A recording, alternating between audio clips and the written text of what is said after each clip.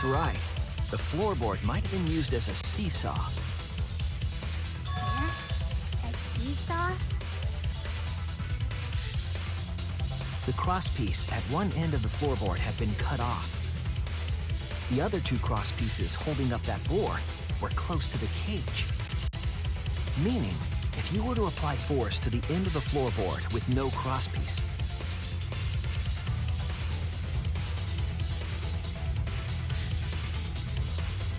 the next crosspiece would act as a fulcrum to turn the floorboard into a lever. A lever capable of lifting up Tenko's entire body. Her whole body lifted up? Yeah, that sounds like a seesaw, all right. But why bother lifting Tenko's body? They couldn't have killed Tenko like that, unless they used the sickle. That's exactly it. Using the seesaw trick, it was possible to kill Tenko with a sickle. Huh? How? In order for the culprit to kill Tenko with a seesaw trick, the placement of the sickle is the most important factor.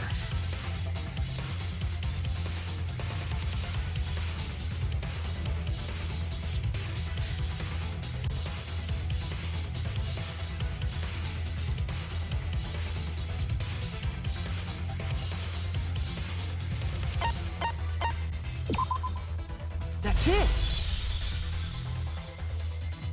The sickle was at the top of the iron cage, with the blade facing down. The reason we didn't see it was because of the fabric covering the cage. Also, the wooden statue kept the blade in place. It's true that the sickle's handle was thick, which made the statue wobble. But the statue's weight kept it from falling over. Once everything was in place, if you stepped hard enough on the seesaw, Tenko's body would have shot upward and hit the blade on the top of the cage. She was bent over, meaning the sickle's blade would have connected with her neck. The 6-inch sickle blade wasn't long enough to stab Tenko in her crouched position. But with the floorboard acting as a seesaw, it could compensate for the blade's length. Bringing the victim to the sickle rather than bringing the sickle to the victim. That's definitely an unorthodox idea.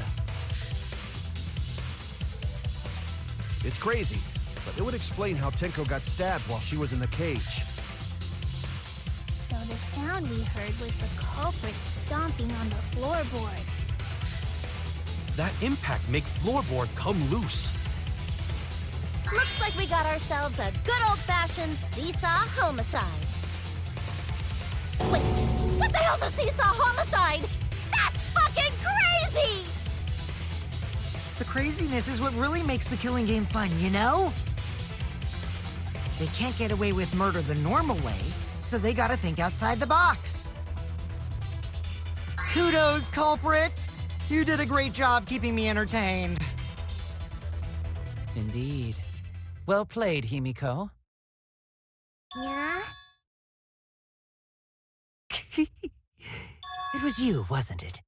The one behind the seesaw homicide. Why her?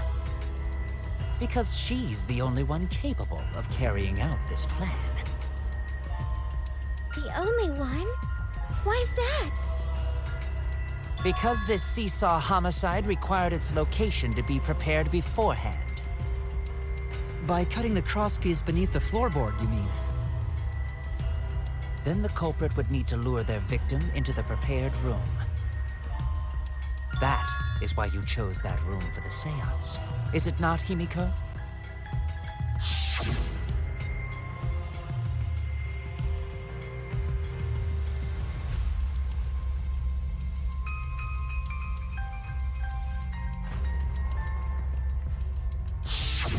Oh yeah! Himiko was the one who chose the site for the seance! She likely found out about my plans for the seance somehow. You were quite vocal about the seance, Kyo. You even had instructions for it in your lab. Our culprit, Himiko, prepared her seesaw trap ahead of time. Then she waited for me to host the seance and suggested the middle room. She led us all into holding the seance right where she wanted it. Then, she killed Tenko, all according to plan. That's a lie, right? Himiko did such a thing? In the end, Himiko, who Tenko cherished and loved, tragically killed her. Wait! We don't know that, right? He's wrong, right, Himiko? Himiko would never kill Tenko, right? Kill Tenko? I killed Tenko? Himiko? What's wrong, Himiko?